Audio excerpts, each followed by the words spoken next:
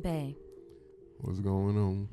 I want to show you this video, and I want you to tell me how do you feel about it? Alright, let's check it out. I'm a dominant submissive in the majority of my life. I'm strong-willed, but if I see the need to be quiet and listen, I will shut up. If I feel the need to follow the path, I will follow the path.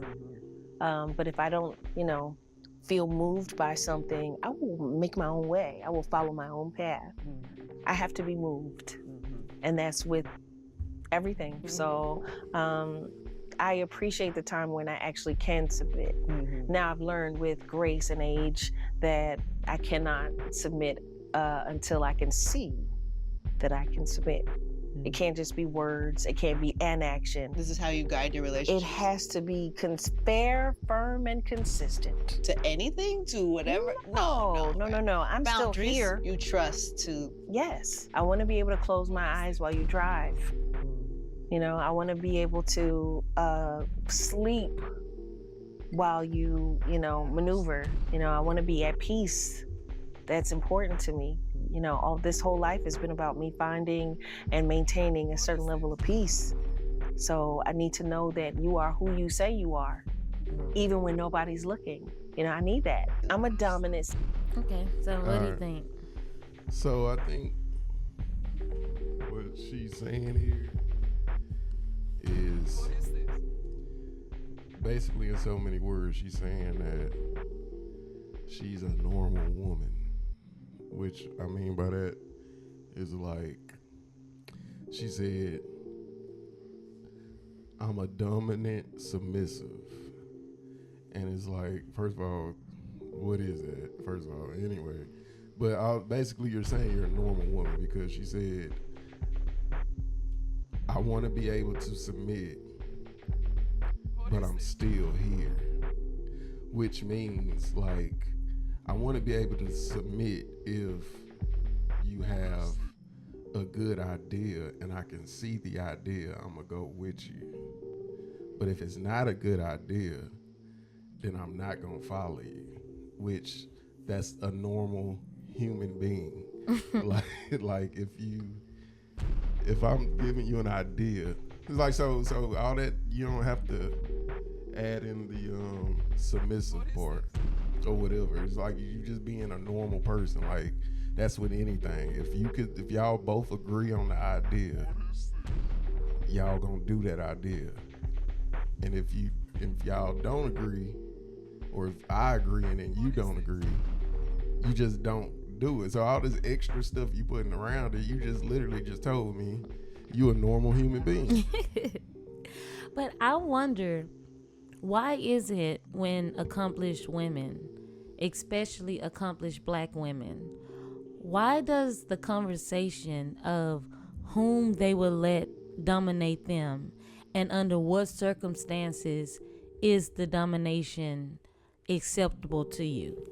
I'm saying that to say, like you said, that's a normal relationship. It should be a normal relationship if you both consider what the other one is saying. But even to add in the beginning where she says that she'll shut up if he has, the right idea. Why are you shutting up? Babe, that's a great idea. Like, we should definitely go for that. Like, it's why does the silence why does the silence have to equal compliance instead of even a verbal agreeing? Because it's like she's selling this ultimate dream, like, I will be quiet if you fit into this parameter, but it's like, why do you need to be quiet? Why does her input not matter, good or bad? If it's good, why is the answer to that good answer, okay, I'm just gonna be quiet? Like, it's weird that they even have to have these type of conversations. Yeah, you don't have to.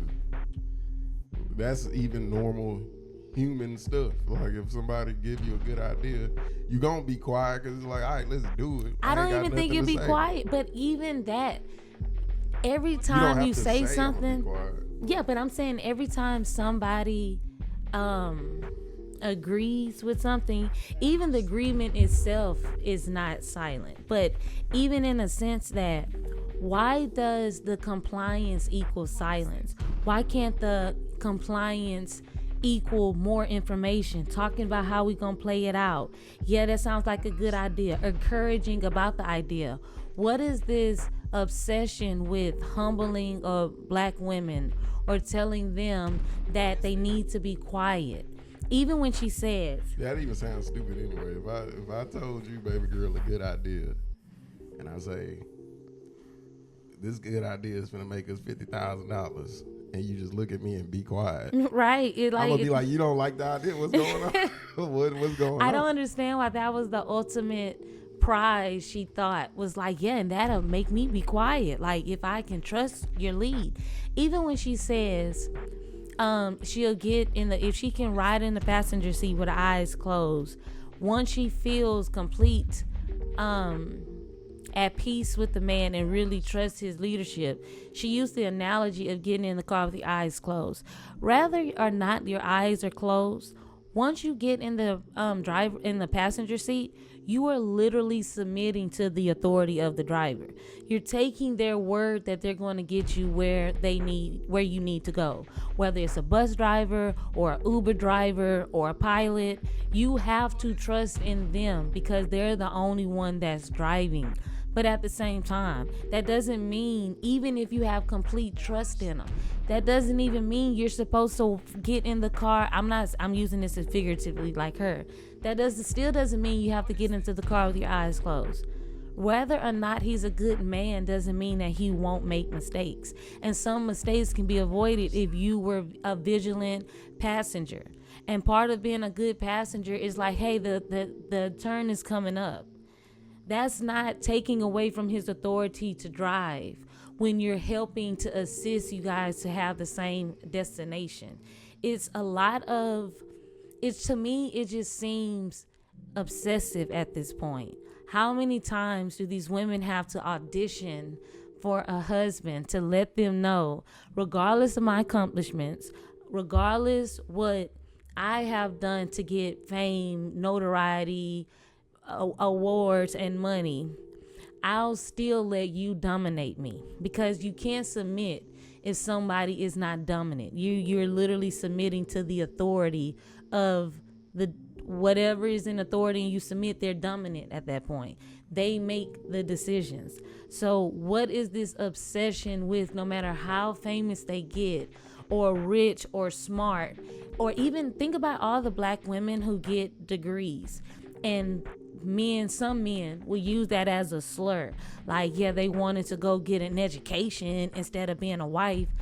Why is that even a talking point? It's like they want to keep the women diminished. But if he is a good man, if he is a good leader, her accomplishments would just magnify his, because he too in his own right will be accomplished, and part of his glory would be her glory. He wouldn't have to diminish her light to make himself greater, because he has something to stand on for himself. So even that type of situation, if he is a good man, if he is a good leader, I advise you to be vigilant with what he's doing. He can help you just watching him, even if it's in business. If he's making a business decision, it's a good business decision, it's good for him to explain that business decision so you too can make it in the absence of him being there. And I don't even mean divorce. I mean even death. Every tool and knowledge that your husband have can be an asset to you, just like any tool or knowledge the wife have is an asset to the husband. It is both together makes this ultimate power, because you need both. But that doesn't equal good wife equal when I trust you enough, I'll be silent and I'll close my eyes. A good powerful man doesn't need a wife that's blind, deaf, and dumb. He needs a wife that is able to keep up with what's going on, help him make good decisions, be able to think about the family, think about the business, think about a lot of things that help him foresee things he can't see. He's looking at one thing, she can be looking at another. But none of this will imply a woman that once she has a good man, she closes her eyes and just rides free and don't say anything because she can trust him. Like, if he's making good decisions, open your mouth and say, that's a great decision. I definitely agree with that, and we need to get on it. And if it's not a good decision, say, babe, I think you're tripping. Let's think about this. Like, let's look at other stuff.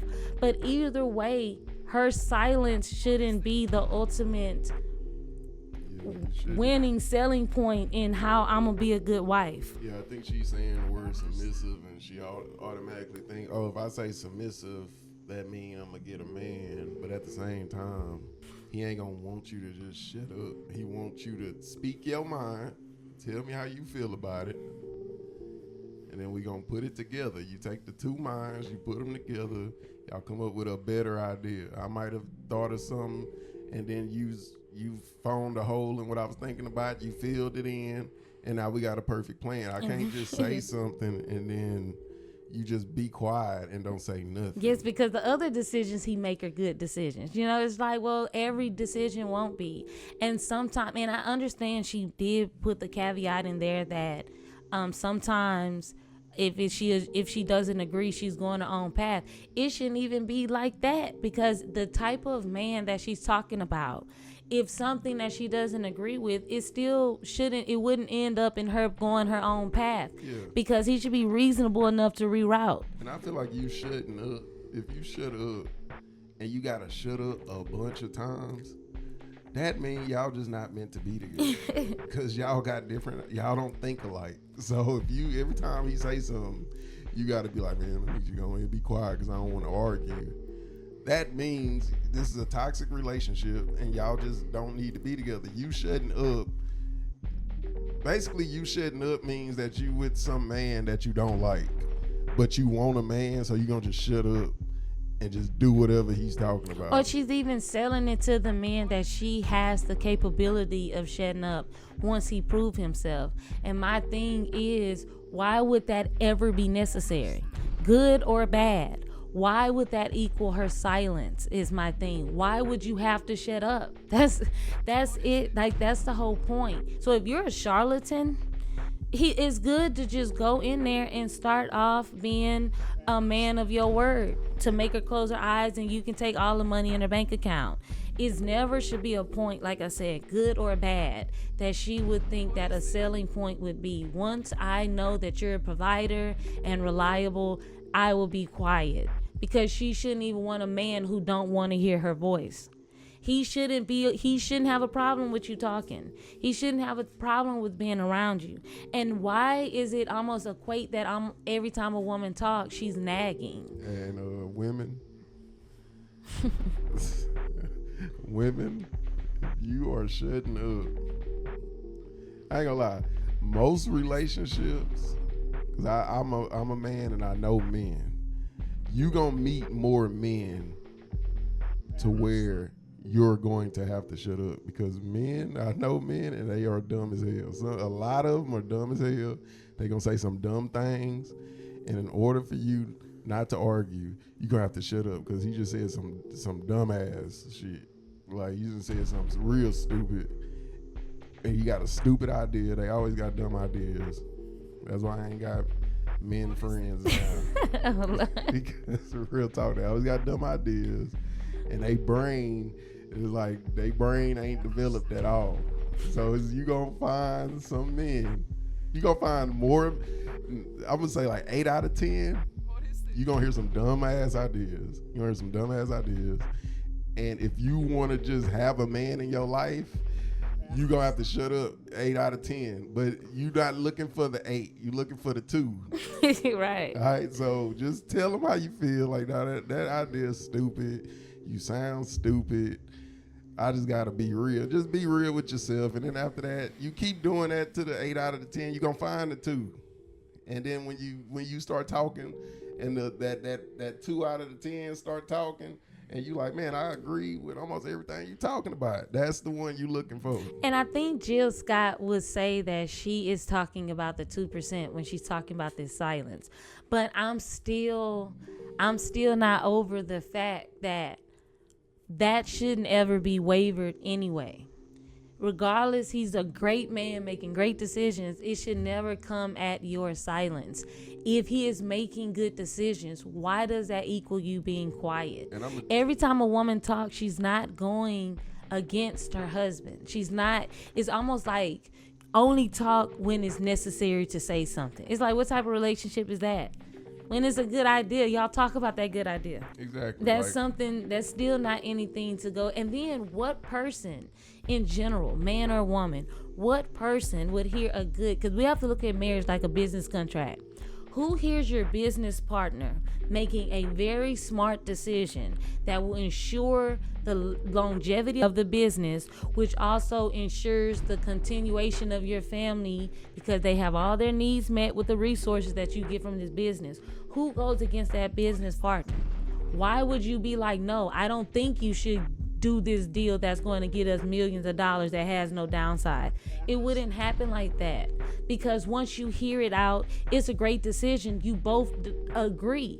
You wouldn't say that business partner is silent or, oh yeah, I made such a good idea, they decided to remain silent. No, because their verbal affirmation that they agree with the business idea in the first place would be needed to proceed. So even then, if they look at husband and wife as a partnership instead of like a dominant and submissive and who has more power, and look at it like both of them are in a business that they both want to prosper. That's it. It doesn't have to be this deep. And for, like you said before, what she said is very basic in a normal functioning relationship.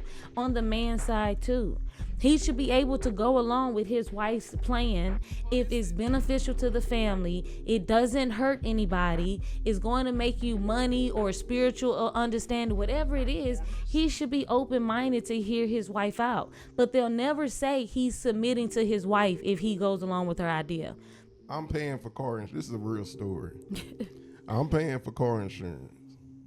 My wife tells me, babe, I found this other insurance company that's gonna give you less or whatever.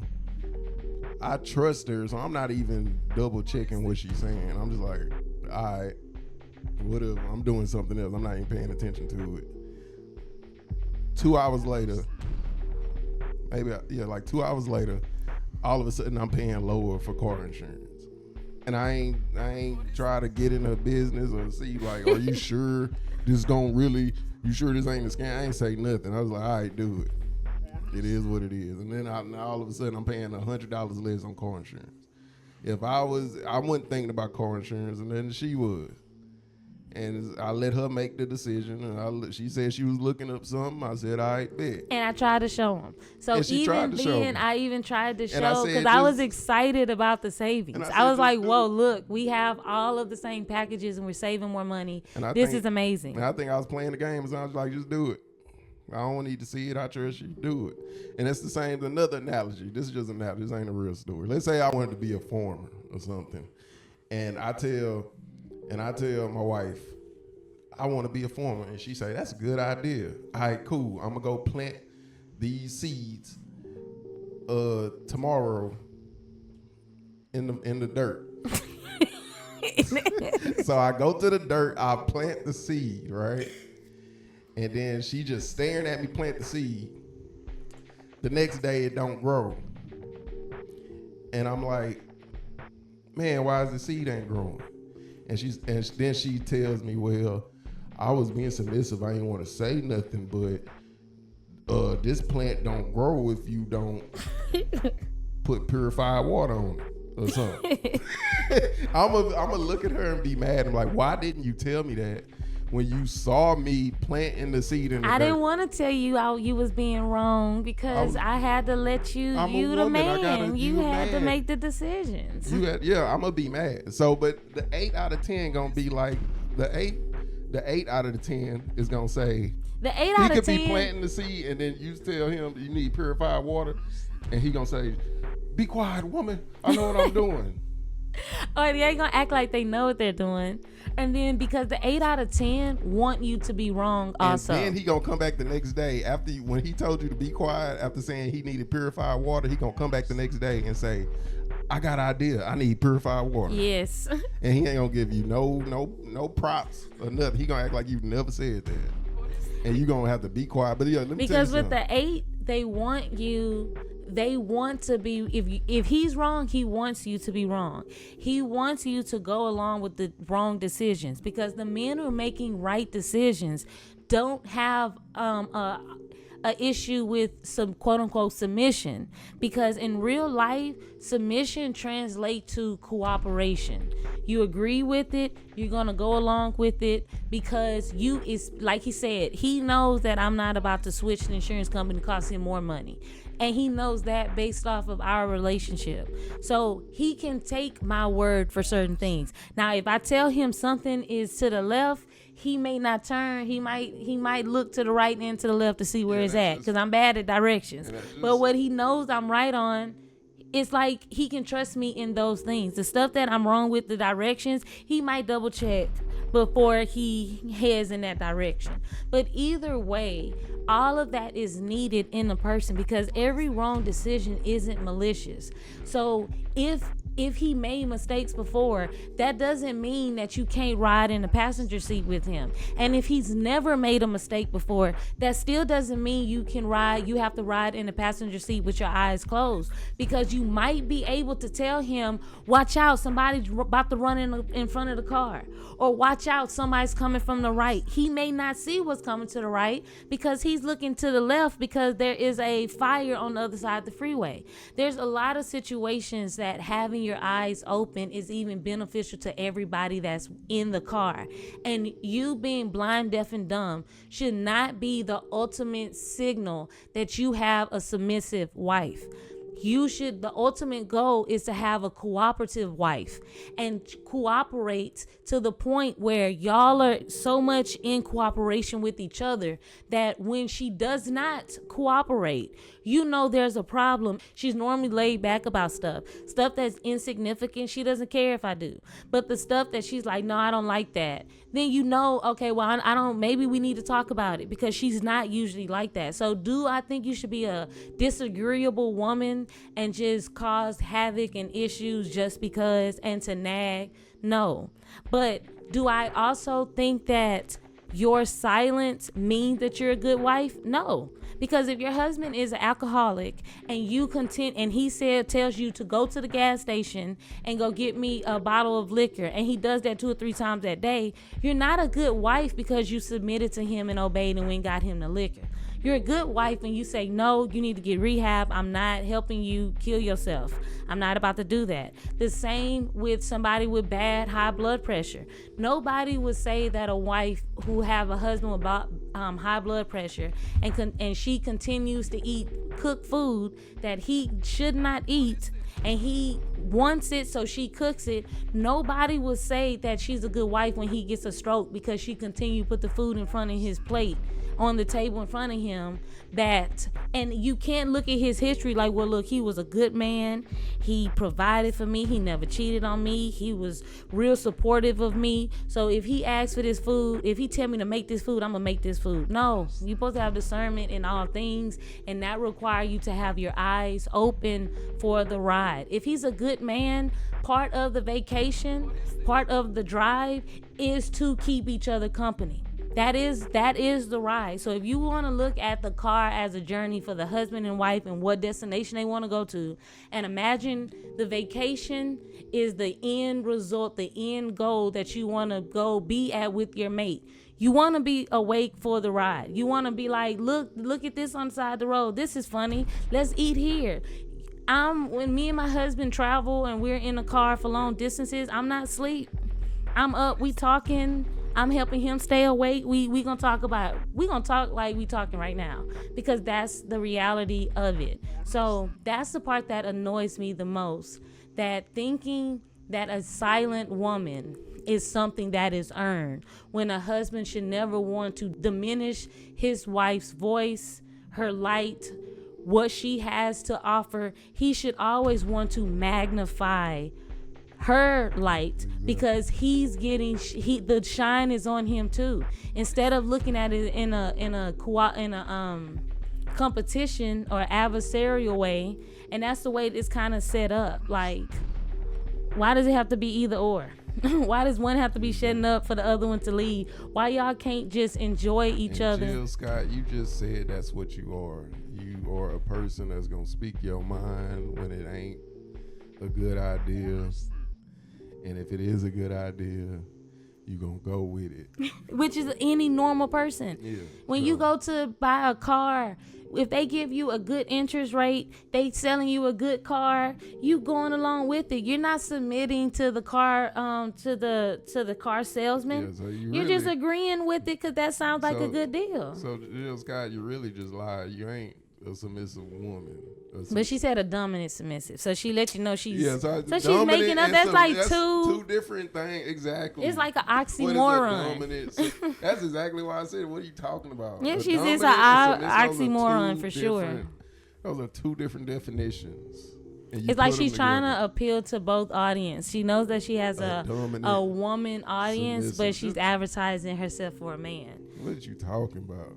What is you on here talking about? I want to end it with this. Show Jill Scott with a microphone. I just want to make the point that she's very performative for what she says about what she says to men or how she performed for them. Even though I'm pretty sure a big percentage what I search? Yeah, it should just say microphone. A big percentage of her audience are women.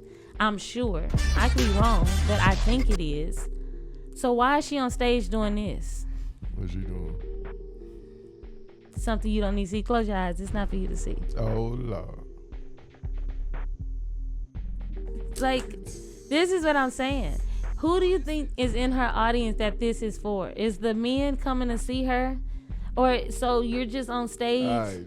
Exactly. This is the same woman that would say that I'll be quiet if he lead. Of course. What is this? It don't take much because you literally made a fool of yourself with a microphone pretending it's a dude. She is so tripping. Girl, what you got going on, girl? You're doing Look at her. She's so, it's just so, oh my goodness. You're doing the most. What's going on? Ooh. She's just. You just want she thirsty. That's the whole point. Why is, with all of her accomplishments, why does this have to be what she reduced her conversation down to when she's giving the interview? Don't watch it again. What's wrong with you? I'm putting it on pause so you can see what's going on. What you got going on? Stop doing that online. You need to go in the hive.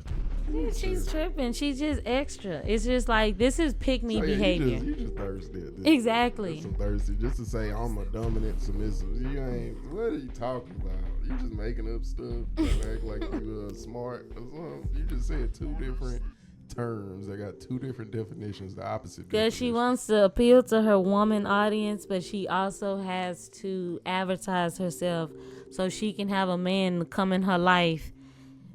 And she closed her eyes and let him lead her with her money and her access to more money and other things. And, they're going to be like, oh, you're just so into money. Of course. Anytime we bring up a woman making money, then you're being materialistic. But when there's men with the money, then it's something that they praise. Like, man, Michael Jordan got this much money and LeBron got this much money. Let me tell you something. Don't listen to Jill Scott. If a man looking for a woman that he want, he don't want to see her on stage doing that to the microphone. If you do that to the microphone, imagine what she do to dudes she meet. If you had a man at the this microphone point, not safe. when you got on stage and did this, if you had a man, I don't he's feel like breaking up with you that night. He gonna be like, "What you got going on? Why you showing other men what you doing?" Yeah, that was just extra. Like, that was like. Yeah, only fanish. Like, that was a bit extra. Off. You in the streets. I gotta cut you off. Oh Lord. She for the streets. Yeah. All right. Well, I'm glad that we see similar to that video because it's like I said, I don't have an issue with what she said. But yeah, she did say the right thing. She said the right thing. She just said it in a stupid way. Just say you a normal human. Like, just treat me like a human, man. If I got an idea. Because she does that in every aspect of life. I agree with your idea. If I don't, I don't. And that's like that in every aspect of life. When you buy something, is misleading the youth. You use dominant and submissive together. They still gonna just see submissive and be like, and then you use the word shut up. They're gonna be like, okay, submissive and shut up. I just need to be submissive and shut up. Yeah, once he proved himself, my way of proving my devotion to the relationship is I'm gonna be silent when he makes decisions. Yeah, that's like, no, that's not what that means, good or bad. Like I said, every bad decision is not malicious. So he can make 100 right decisions, and then everything. He can go pick out the house and get the best interest rates.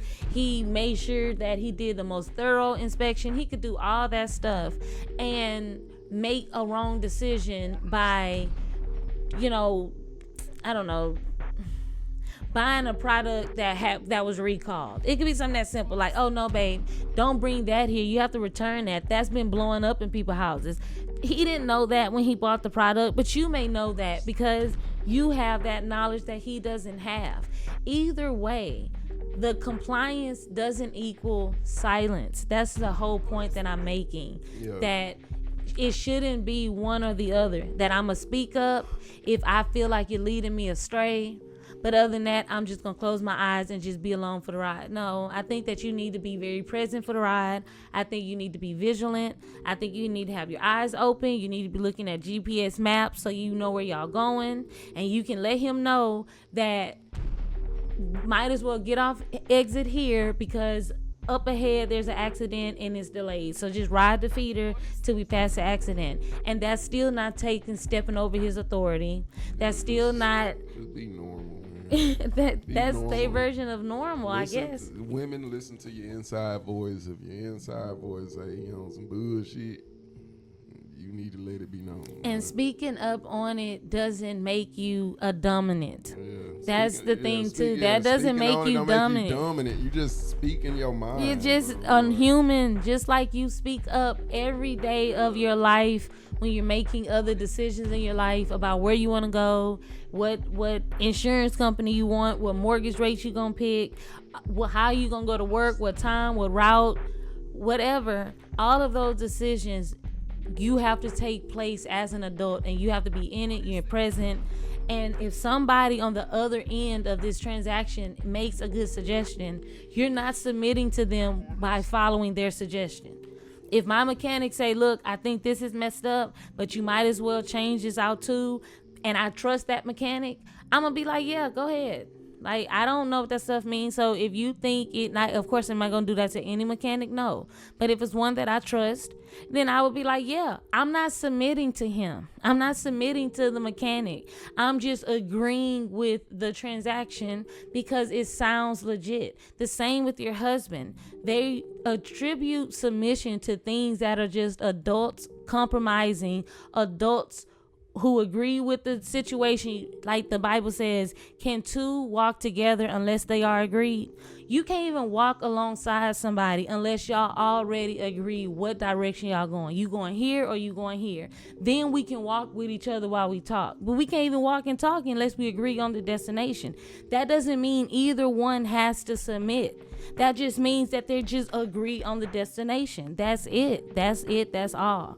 But by switching out normal adult human interactions and making that gender specific to mean once you get in a relationship that I will have a transaction of my silence and compliance once I feel like you are trustworthy. And I don't think your silence should ever be up for waiver.